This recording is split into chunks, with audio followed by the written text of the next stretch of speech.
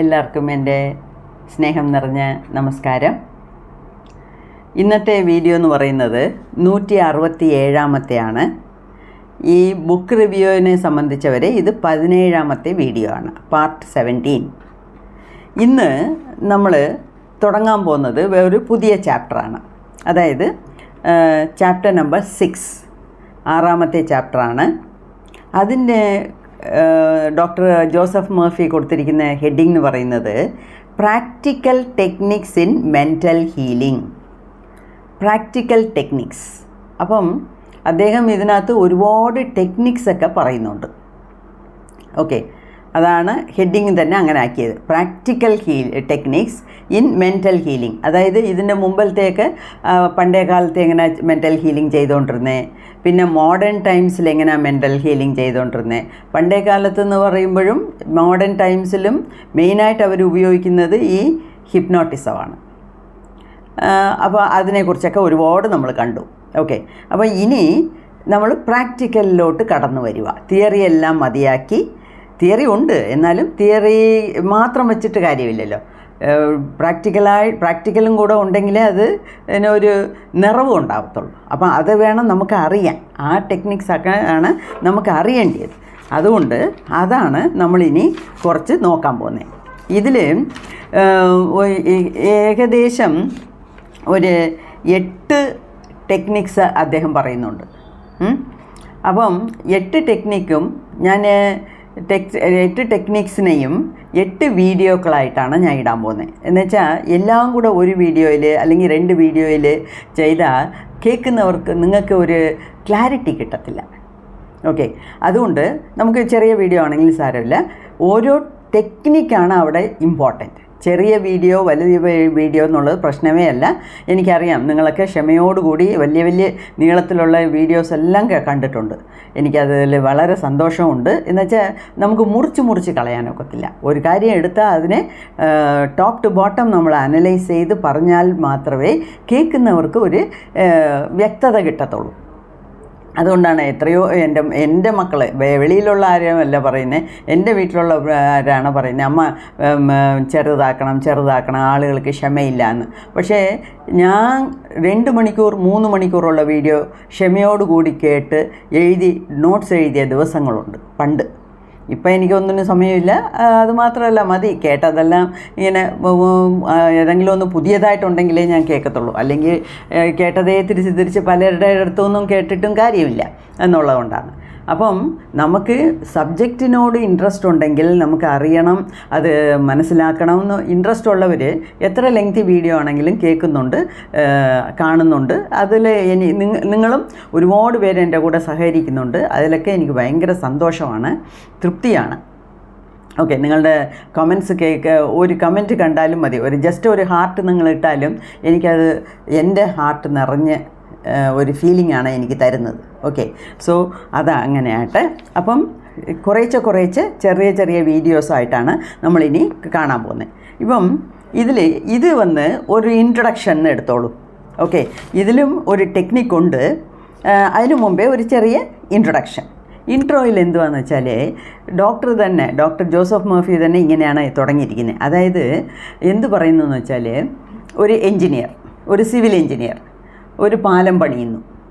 അപ്പം അദ്ദേഹം എന്തൊക്കെ ചിന്തിക്കണം, അതിൻ്റെ ഫിസിക്സ് അറിയണം, അതിൻ്റെ കാൽക്കുലേഷൻ അറിയണം, അതിൻ്റെ മാത്സ് അറിയണം, അതിൻ്റെ എത്ര ടൺസ് വെയിറ്റ് കയറ്റാം, എത്ര ടൺ കല്ല് വേണം, സിമെൻറ്റ് വേണം, ഇരുമ്പ് വേണം, സ്റ്റീല് വേണം, എത്ര ട്രാക്ക് വേണം, എത്ര വെയിറ്റുള്ള ലോറീസും ട്രക്കുകളും ഒക്കെ അതിൻ്റെ പുറത്തൂടെ പോകുന്നത്. അപ്പോൾ അതൊക്കെ താങ്ങാനുള്ള ഫൗണ്ടേഷൻ വേണം.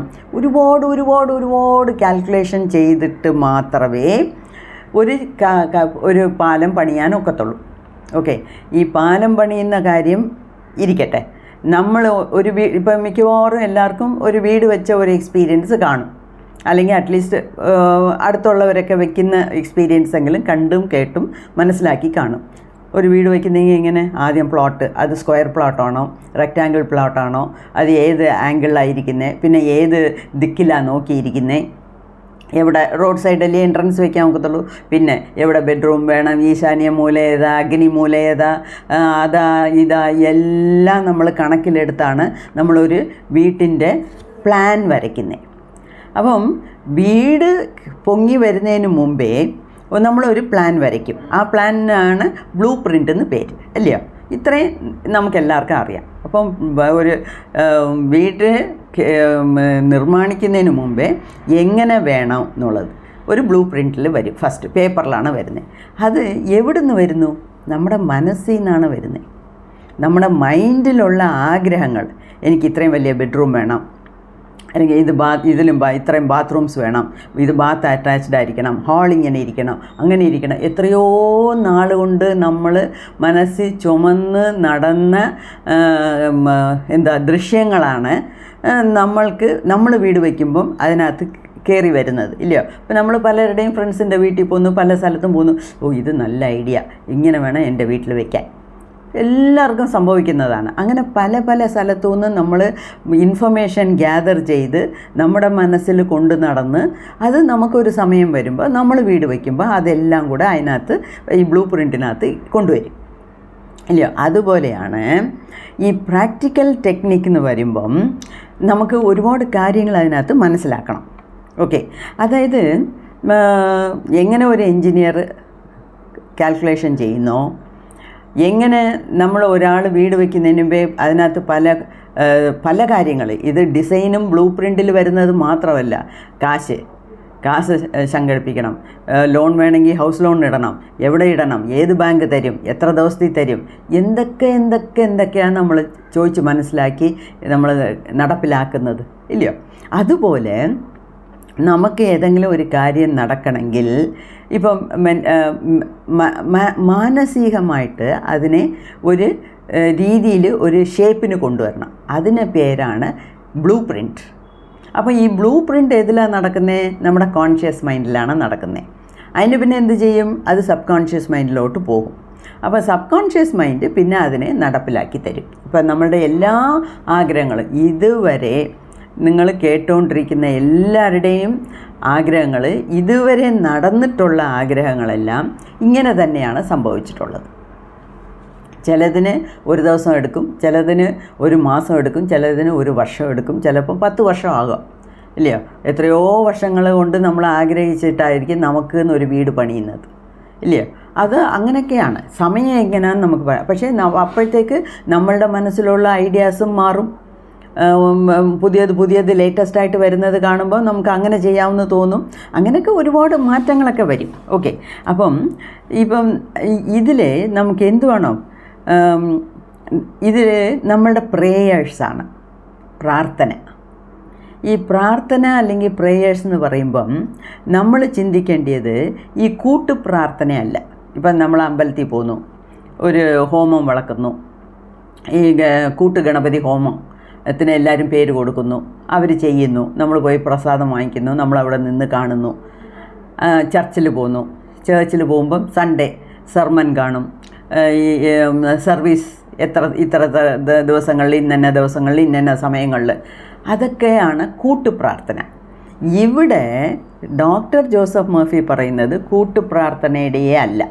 സോ റിലിജൻ വൈസ് അല്ല ഇവിടെ നടക്കുന്നത്, റിലിജൻ വൈസേ അല്ല ഇവിടെ നടക്കുന്നത്. ഇവിടെ നടക്കുന്നതെല്ലാം ഇൻഡിവിജ്വലാണ്. ഇൻഡിവിജ്വൽ എന്ന് വെച്ചാൽ ഓരോ വ്യക്തിക്കും വേണ്ടി പറഞ്ഞിട്ടുള്ള ടെക്നിക്സാണ്. അപ്പം അതാണ് ഇനിയും കുറച്ചുകൂടെ നല്ലത്.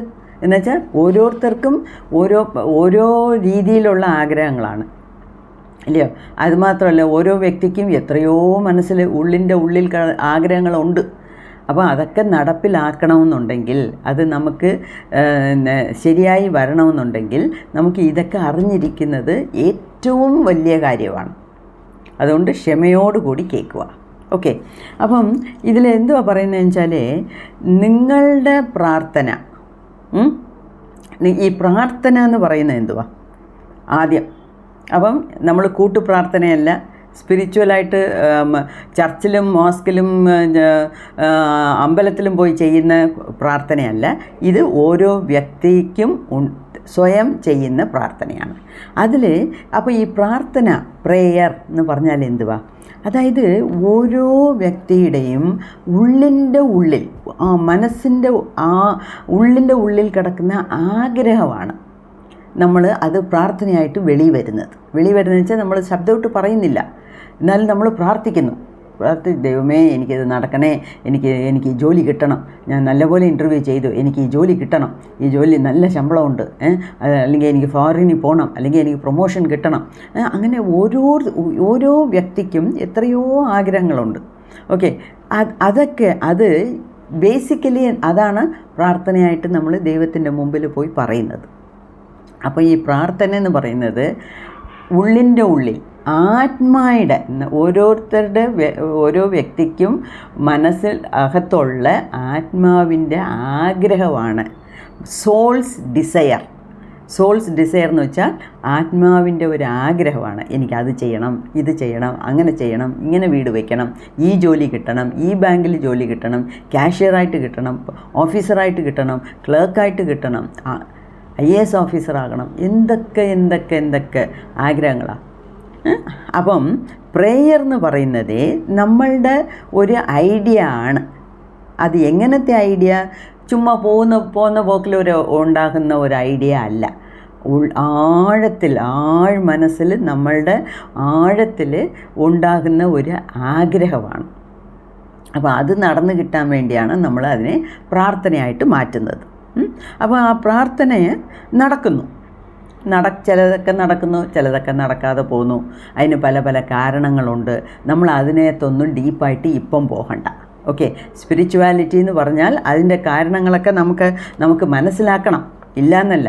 ഓക്കെ, അത് വേറെ ഒരു ദിവസം ആവട്ടെ. ഇപ്പം നമ്മൾ ബുക്ക് റിവ്യൂ ചെയ്യുമ്പം ഈ ഡോക്ടർ ജോസഫ് മർഫി പറയുന്നത് മാത്രം നമ്മൾ നോക്കുക. ഓക്കെ, അപ്പം അങ്ങനെ. ഓക്കെ, അപ്പം പ്രാർത്ഥന എന്ന് വെച്ചാൽ എന്തുവാന്ന് മനസ്സിലായി. ഈ പ്രാർത്ഥന നമുക്ക് നടന്നു കിട്ടിയാൽ അത് എന്തുവാണോ, ആ നടന്നു കിട്ടുന്നതെന്ന് പറയുന്നത് ഒരു സയൻറ്റിഫിക് വേ എന്നാണ് പറയുന്നത്. സയൻറ്റിഫിക് വേ എന്ന് വെച്ചാൽ എന്തുവാ? ഒരു അടുക്കും ചിട്ടയോട് കൂടിയ ഒരു പ്രോസസ്സാണ്. ഓക്കെ, അപ്പം നത്തിങ് ഹാപ്പൻസ് ബൈ ചാൻസ്. അതായത് ഈ പോകുന്ന പോക്കിൽ യാദൃശ്യമായിട്ട് അങ്ങ് നടന്നു, ഞാൻ അത് വന്നു, നടന്നു, കിട്ടി, അത്രയേ ഉള്ളൂ. അങ്ങനല്ല. യാതൊന്നും ബൈ ചാൻസ്, യാദൃശ്യമായിട്ട് നടക്കുന്ന കാര്യങ്ങളേ അല്ല. ഇതെല്ലാം സയൻറ്റിഫിക്കായിട്ടാണ് നടക്കുന്നത്. അപ്പം നമുക്കും ഈ സയൻസ് എന്ന് പറഞ്ഞാൽ എന്തുവാ? ഒരു എക്സ്പെരിമെൻ്റ് ചെയ്യുക, അതിൻ്റെ റിസൾട്ട് എഴുതുക, പിന്നെ അതിനെ റിപ്പീറ്റ് ചെയ്യുക, അതിൻ്റെ റിസൾട്ട് എഴുതുക, പിന്നെ ഒരു 10 പ്രാവശ്യം ചെയ്തിട്ട് അതിൻ്റെ റിസൾട്ട് നോക്കിയിട്ട് അതിനെ വെച്ച് ഡേറ്റ അനാലിസിസ് ചെയ്യുക. അങ്ങനെ ഒരുപാട് അടുക്കും ചിട്ടയുമായിട്ട് കൂടിയ ഒരു കാര്യമാണ് ഈ സയൻസ്. ഓക്കെ, അപ്പം ഈ നമ്മളുടെ ഈ പ്രാക്ടിക്കൽ ടെക്നിക്ക് എന്ന് പറയുമ്പം അതിൽ സയൻസ് ഇൻവോൾവ് ആണ്. സയൻസ് ഇൻവോൾവ് എന്ന് വെച്ചാൽ കെമിസ്ട്രി ലാബിൽ പോയി ടെസ്റ്റ് ട്യൂബ് എടുത്ത് ചെയ്യുന്ന അങ്ങനത്തെ സയൻസ് അല്ല. നമ്മളുടെ അപ്രോച്ച്, നമ്മളുടെ രീതി, നമ്മൾ അതിനെ നടത്തുന്ന രീതി, നമ്മൾ പ്രാർത്ഥിക്കുന്ന രീതി എല്ലാം ഒരു നേരെവണ്ണം വേണം. ഓക്കെ, ഇന്ന് ഒന്ന് പ്രാർത്ഥിച്ചു, ഒരു 10 ദിവസം കഴിഞ്ഞ് വേറെ ഒന്ന് പ്രാർത്ഥിക്കുക, അങ്ങനെയൊന്നുമല്ല. നമുക്ക് എന്ത് വേണമെന്ന് ആദ്യമേ തീരുമാനിച്ചിട്ട് അതിനേറ്റ പോലെ നമ്മൾ പ്രാർത്ഥിക്കണം. ഓക്കെ, അതാണ് സയൻറ്റിഫിക് വേ എന്ന് പറയുന്നത്. അപ്പം ഈ പ്രാക്ടിക്കൽ ടെക്നിക്കിൽ അപ്പം ജോസഫ് മർഫി എന്തുവാ പറയുന്നതെന്ന് വെച്ചാൽ, നമ്മളുടെ ആഗ്രഹങ്ങളെല്ലാമേ ഈ ആകാശത്ത് പറക്കുന്ന ബലൂണിൻ്റെ കൂട്ട് വെറുതെ ആകാശത്ത് നിന്നിട്ട് കാര്യമില്ല. നമുക്കത് ഈ ഭൂമിയിൽ നടന്ന് കിട്ടണം, അപ്പോഴേ നമുക്കൊരു തൃപ്തിയുള്ളൂ. ആണല്ലോ, ചുമ്മാതെ സമയം കളഞ്ഞുകൊണ്ട് ഇരുന്നിരുന്നു സ്വപ്നം കണ്ടുകൊണ്ടിരുന്നിട്ട്, പകൽ സ്വപ്നം കണ്ടുകൊണ്ടിരുന്നിട്ട് കാര്യമില്ല. നമുക്ക് ആവശ്യമുള്ളത് നമ്മൾ ചിന്തിക്കുക, അതിന് പ്ലാൻ ചെയ്യുക, ആഗ്രഹിക്കുക, പ്രാർത്ഥിക്കുക. അതിന് നമ്മളുടെ വേറെ പല ചുറ്റുപാടും കാര്യങ്ങളും ഒക്കെ വെച്ചുകൊണ്ട് നടക്കേണ്ട സമയത്ത് അത് നടക്കും. ഓക്കെ, അങ്ങനെ. അപ്പം ഇതിൽ ഒരു കാര്യങ്ങൾ പറയുക, അതായത് ബൈബിളിൽ പറഞ്ഞത്, blessed are they that hunger and thirst after righteousness, for they shall be filled. അപ്പം ഇതിലെന്തുവാന്ന് വെച്ചാൽ ഈ റൈറ്റിയസ്നെസ് എന്ന് പറഞ്ഞാൽ ധർമ്മം. ഈ ഏതൊന്നും ധാർമ്മിക രീതിയിൽ പോയാലേ അത് ശരിയാവത്തുള്ളൂ. അത് എല്ലാവർക്കും അറിയാമല്ലോ. ധർമ്മമാണോ അധർമ്മമാണോ? ധർമ്മം തന്നെയാണ് ജയിക്കുന്നത്, ഇല്ലയോ? അതിന് മഹാഭാരതം തൊട്ട് രാമായണം തൊട്ട് എല്ലാ എപ്പിക്സിലും വേദത്തിലും പറഞ്ഞിരിക്കുന്നത് ധർമ്മമാണ്. അപ്പം ഈ ധാർമ്മിക ചിന്തയിലോട് കൂടി പോകുമ്പം ഹങ്ങർ ആൻഡ് തേഴ്സ്റ്റ്, ഈ ഹങ്ങർ എന്ന് വെച്ചാൽ വിശപ്പ്, തേഴ്സ്റ്റ് എന്ന് വെച്ചാൽ ദാഹം. അപ്പം ഈ വിശപ്പും ദാഹവും ധർമ്മം കഴിഞ്ഞാൽ അടുത്തത് നിങ്ങളുടെ വിശപ്പിനും ദാഹത്തിനും ഉള്ളത് നിങ്ങൾക്ക് കിട്ടിയിരിക്കും. ഇവിടെ വിശപ്പ് ദാഹം എന്ന് പറയുന്നത്, വിശപ്പ് എന്ന് വെച്ചാൽ ചോറ് ഉണ്ണുന്ന വിശപ്പല്ല. ദാഹം ദാഹം എന്ന് വെച്ചാൽ വെള്ളം കുടിക്കാനോ ജ്യൂസ് കുടിക്കാനോ ഉള്ള തേഴ്സ്റ്റ് അല്ല. ഇത് എന്തോ എന്നൊക്കെയാ?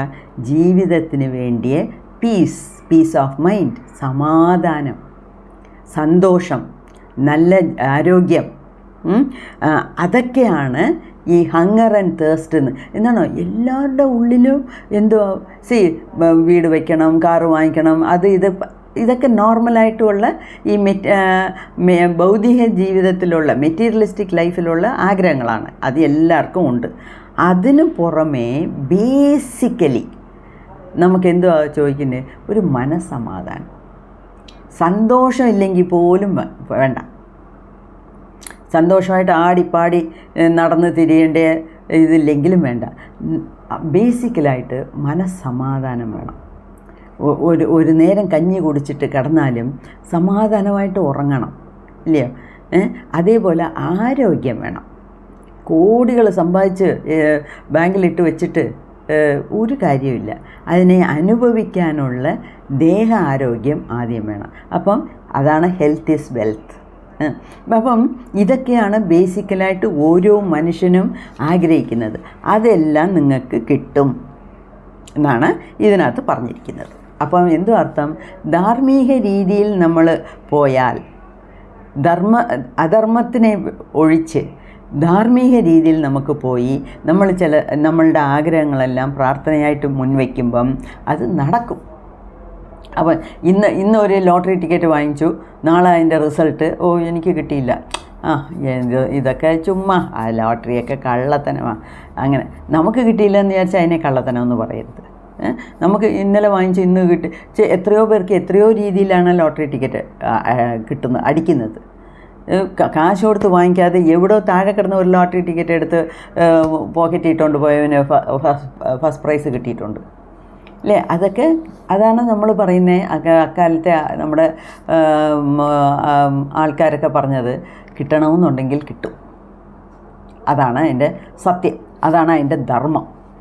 നമ്മൾ കൊടുത്തു വെച്ചിട്ടുണ്ടെങ്കിൽ നമുക്ക് കിട്ടും, അല്ലെങ്കിൽ ഇല്ല. അതാണ് ഈ റൈറ്റിയസ്നെസ് എന്ന് പറയുന്നത്. അപ്പം ഇവിടെ ഇദ്ദേഹം ഒരു ടെക്നിക്കാണ് പറയുന്നത്, the passing over technique for impregnating the subconscious mind. Passing over എന്ന് വെച്ചാൽ എന്തുവാ? അതിനെ കടത്തി വിടുക. പാസിങ് ദ പാർസൽ കളിച്ചിട്ടുണ്ട് ഇല്ലേ? അതുപോലെ പാസിങ് ഓവർ ടെക്നിക്ക്, അതൊരു രീതി.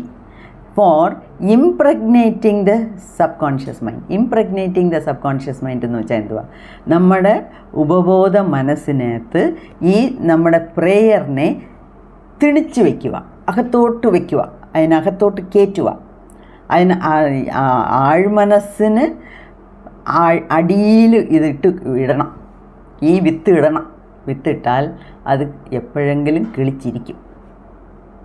ഓക്കെ, അപ്പം ഇതിലെന്തുവാ പറയുന്നതെന്ന് വെച്ചാൽ, അപ്പം നമ്മുടെ കോൺഷ്യസ് മൈൻഡ് ബോധത്തോടെ ഇരിക്കുമ്പം ഏതെങ്കിലും ഒരു ആഗ്രഹം, അല്ലെങ്കിൽ ഒരു തോട്ട്, അല്ലെങ്കിൽ ഒരു വിചാരം, ഏതെങ്കിലും ഒന്ന്, ഒരു ഐഡിയ, ഏതെങ്കിലും ഒന്ന് നമ്മളുടെ മനസ്സിൽ ഉദിക്കുന്നു, അതായത് കോൺഷ്യസ് മൈൻഡിൽ ഉദിക്കുന്നു.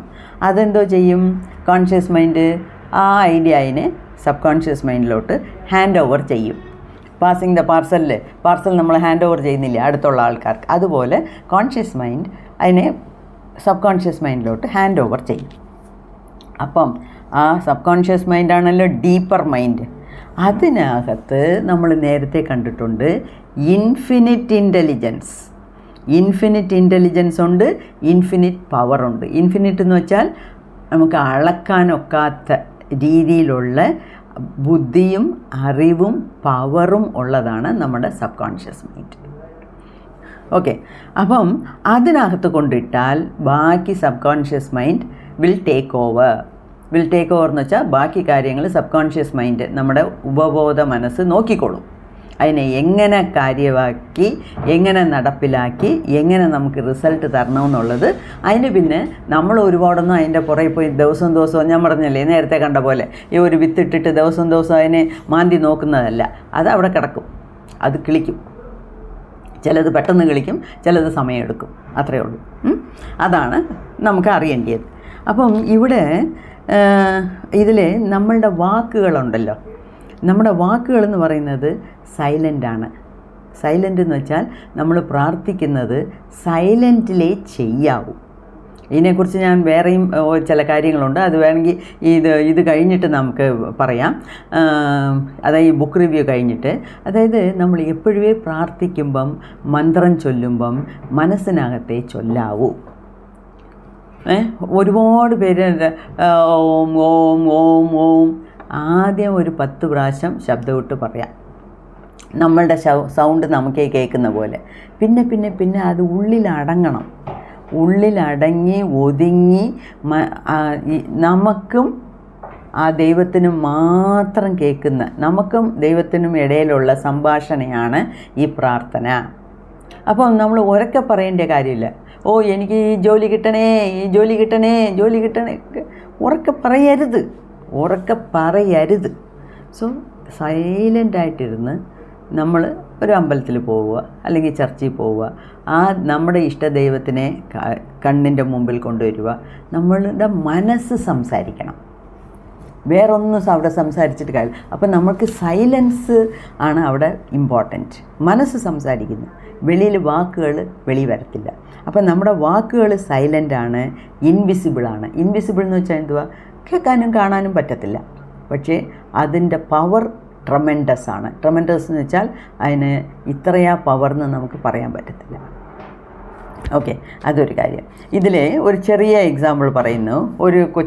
ഒരു പെൺകൊച്ചിന് ഭയങ്കര ചുമയും തൊണ്ടപ്പുണ്ണും സോർ ത്രോട്ടും.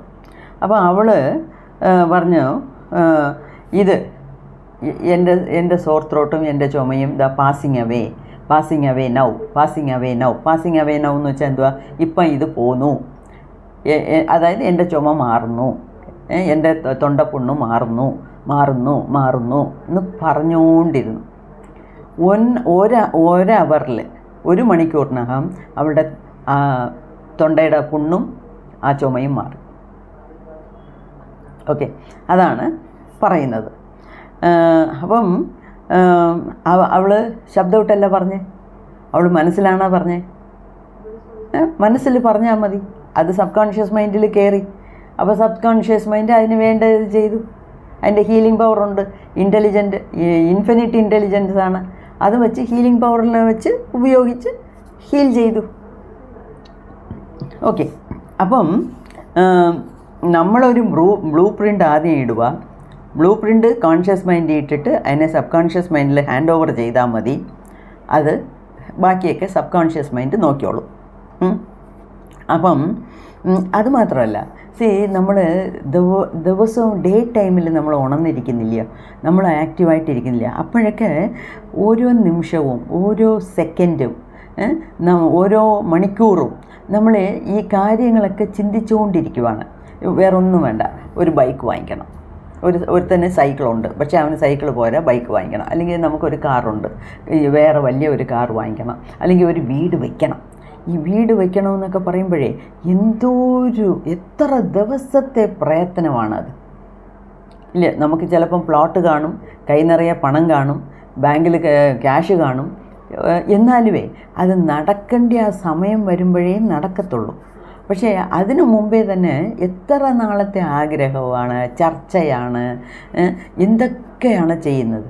അപ്പം നമ്മൾ ഉണർന്നിരിക്കുന്ന സമയത്തൊക്കെ ഓരോ മണിക്കൂറും ഓരോ നിമിഷവും ഓരോ സെക്കൻഡും ഈ ചിന്ത ഇങ്ങനെ ഓടിക്കൊണ്ടിരിക്കുവാണ്. അങ്ങനെ. അപ്പം അത് ശരി, അത് നമ്മളുടെ ഒടുക്കം അത് നമ്മളുടെ ഒരു സ്വഭാവത്തിൻ്റെ ഒരു പകുതിയായിട്ടേ മാറും. നമ്മളുടെ സ്വഭാവത്തിൻ്റെ ഒരു ഭാഗമായിട്ട് അത് മാറുന്നു. നമ്മളുടെ പേഴ്സണാലിറ്റിയിൽ അലിഞ്ഞു ചേരുന്നു, നമ്മുടെ ഐഡൻറ്റിറ്റിയിൽ അലിഞ്ഞു ചേരുന്നു. അപ്പം ഈ ഭൂലോകത്ത് ഓരോ വ്യക്തിക്കും എത്രയോ ആഗ്രഹങ്ങളുണ്ട്, അതിങ്ങനെ വർക്ക് ചെയ്തുകൊണ്ടിരിക്കുവാണ്. അപ്പം ആ സമയം വരുമ്പം അത് റെഡിയാകും. അപ്പം അതൊരു കാര്യം. ഇതാണ് പാസിങ് ഓവർ ടെക്നിക്ക്. അപ്പോൾ പാസിങ് ഓവർ ടെക്നിക്കിൽ എങ്ങനെയാണ് നമ്മൾ ഇംപ്രഗ്നേറ്റ് ചെയ്യുന്നത്? ഇംപ്രഗ്നേറ്റിംഗ് ദ സബ് കോൺഷ്യസ് മൈൻഡ് എന്ന് വെച്ചാൽ നമ്മൾ കോൺഷ്യസ് ആയിട്ട് തിങ്ക് ചെയ്യുക, ഉള്ളിൻ്റെ ഉള്ളിൽ പ്രാർത്ഥിക്കുവാണ്, ശബ്ദവിട്ടല്ല, ഉള്ളിൻ്റെ ഉള്ളിൽ പ്രാർത്ഥിക്കുവാണ്. കുറേ നാൾ തുടർന്ന് ഈ ആഗ്രഹങ്ങളെ നമ്മൾ വളർത്തുകൊണ്ട് വന്നാൽ എന്തെങ്കിലും ഒരു ദിവസം അത് നടക്കും. ഇതാണ് പാസിങ് ഓവർ ടെക്നിക്ക്. ഇതിൽ ഇനിയൊരു ഇമ്പോർട്ടൻ്റ് കാര്യം, നമ്മൾ നമ്മുടെ ബ്ലൂ പ്രിൻ്റ് നടത്തുന്നില്ലയോ, വരയ്ക്കുന്നില്ലയോ, അതിൽ ഏതെങ്കിലും തെറ്റുണ്ടെങ്കിൽ അത് ഉടനെ അതിനെ മാറ്റണം. അതും നമ്മളുടെ സാഹചര്യം അനുസരിച്ച് മാറിക്കോളും. ഓക്കെ. അത് ഇപ്പോൾ ഓരോ വ്യക്തിക്കുമേ, ഇപ്പോൾ 5 വയസ്സിലെ ഒരു കൊച്ചിന് ഒരാഗ്രഹമായിരിക്കും. അതും പെങ്കൊച്ചാണെങ്കിൽ ആങ്കൊച്ചാണെങ്കിൽ ഓരോന്നിനും ഓരോ രീതിയിലായിരിക്കും അതിൻ്റെ അപ്രോച്ച്. അതേ 10 വയസ്സാകുമ്പം ആ ആഗ്രഹം മാറും. 5 വയസ്സ് ഒരു കൊച്ചിന് നല്ല ഒരു ബാർബി ഡോൾ വാങ്ങിക്കണമെന്നായിരിക്കും. അല്ലെങ്കിൽ പയ്യനാണെങ്കിൽ ഒരു റിമോട്ട് കാർ വാങ്ങിക്കണമെന്നായിരിക്കും. 10 വയസ്സാകുമ്പം ബാർബി ഡോളാ, ഹൂ വാൻസ് ഇറ്റ്, എനിക്കെന്തിനാ ബാർബി ഡോള്, എനിക്കതൊന്നും ഉണ്ടോ, ഞാൻ വലിയ പെണ്ണായി, എനിക്ക് വേറെയാണ് വേണ്ടി. അപ്പോൾ അതിന് നല്ല മൊബൈൽ വേണമായിരിക്കും, അല്ലെങ്കിൽ അതിൻ്റെ ഏറ്റ പോലെ അത്. പിന്നെയും കുറച്ചുകൂടെ വലുതാകുമ്പം എനിക്ക് എൻ്റെ ഫ്രണ്ട്സൊന്നും പോരാ, നല്ല ഒരു ബോയ് ഫ്രണ്ട് വേണം. പ്രായം കൂടുന്തോറും ഏജിനനുസരിച്ച് മനസ്സിൻ്റെ ആഗ്രഹങ്ങളൊക്കെ മാറുന്നു ഇല്ലേ? അപ്പം അത് തന്നെയാണ് നമ്മളുടെ പേഴ്സണാലിറ്റി, നമ്മളുടെ വ്യക്തിത്വത്തിൽ ഒരു ഭാഗമായിട്ട് തന്നെ മാറുന്നു. അപ്പം അങ്ങനെ മാറുമ്പം ഏതെങ്കിലും നമുക്ക് ബ്ലൂ പ്രിൻറ്റിൽ ഏതെങ്കിലും തെറ്റുകളുണ്ടെങ്കിൽ അതിനെ ഉടൻ തന്നെ തിരുത്തിക്കോണം. ഓക്കെ. തിരുത്തിയിട്ട് നമ്മൾ വളരെ ആഗ്രഹിച്ച് നമ്മൾ ചിന്തിച്ചാൽ മതി, പ്രാർത്ഥിക്കൂടെ വേണ്ട. എനിക്ക് ഓക്കെ, ഒരു പയ്യന് കല്യാണപ്രായമായി. അപ്പോൾ ഇങ്ങനെ അവനെ ആലോചിക്കുക, ഞാൻ ഡോക്ടറാണ്, പക്ഷേ ഞാൻ വേറെ PhD ചെയ്തതാണ്.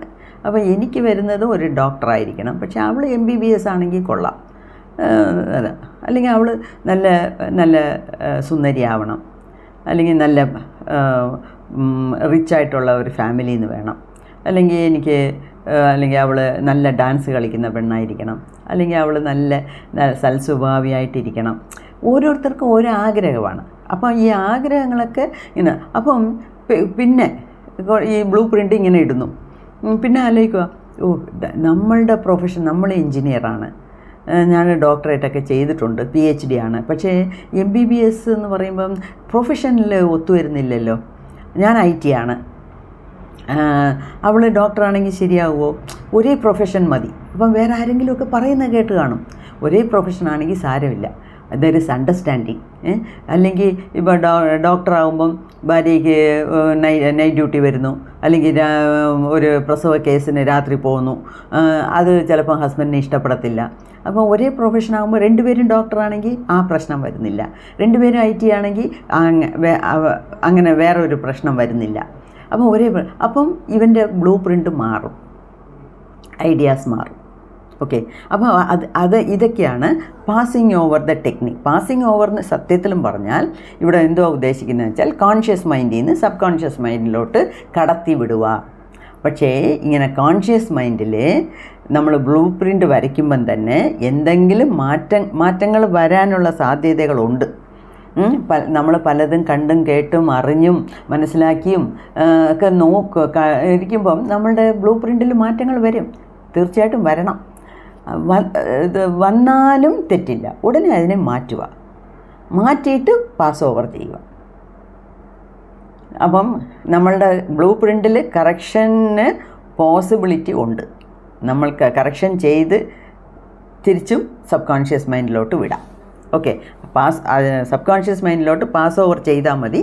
അത് നമുക്ക് നടത്തി നമ്മുടെ ഉപബോധ മനസ്സ് നമുക്ക് നമ്മുടെ ആഗ്രഹങ്ങളെല്ലാം നടത്തിത്തരും.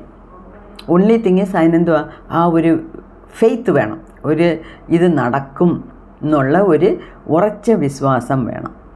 Blind belief, faith can move mountains എന്നൊക്കെ നമ്മൾ നോക്കിയില്ലേ നേരത്തെ. അപ്പോൾ അങ്ങനെ ഒരു ഉറച്ച വിശ്വാസം വേണം, ഉണ്ടെങ്കിൽ നടന്നിരിക്കും. അങ്ങനെയൊക്കെ ഞാനും എത്രയോ പേരെ കണ്ടിട്ടുണ്ട്. കാറിൽ ഇന്ന കാറ് വേണം, അല്ലെങ്കിൽ എൻ്റെ വീട് ഇങ്ങനെ ഇരിക്കണം, അങ്ങനെയൊക്കെ വിചാരിച്ച് ചെയ്യുന്നവർക്കൊക്കെ നടക്കുന്നുണ്ട്. ഓക്കെ, സോ ഇതാണ് ഇതിൻ്റെ ഇൻട്രൊഡക്ഷൻ. അപ്പോൾ ഇതിൽ ഒരു ടെക്നിക്കാണ്, അത് നമുക്ക് നേരത്തെ അറിഞ്ഞ ടെക്നിക്കാണ്, ഇതിലൊന്നും പുതുമയില്ല. അതായത് പാസിംഗ് ഓവർ ടെക്നിക്ക് എന്ന് വെച്ചാൽ കോൺഷ്യസ് മൈൻഡിൽ വിചാരിക്കുക, അതിനെ സബ് കോൺഷ്യസ് മൈൻഡിൽ അയക്കുക. ഉറച്ച വിശ്വാസം വേണം, അതാണ് നമുക്ക് വേണ്ടി.